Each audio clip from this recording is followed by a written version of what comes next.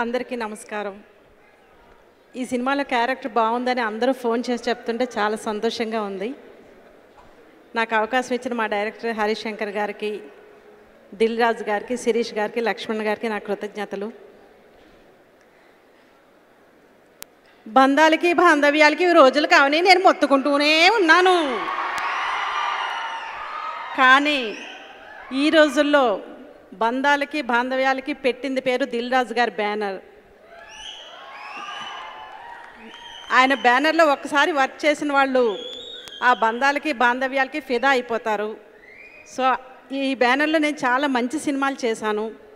మళ్ళీ ఇంత మంచి సినిమా చేసినా చాలా సంతోషంగా ఉంది. అలాగే మా బన్నీ గారు, ఆయనతో చాలా సినిమాలు, జూలై, సన్నా, సత్యమూర్తి, సరైనోడు చాలా ఉన్నాయి.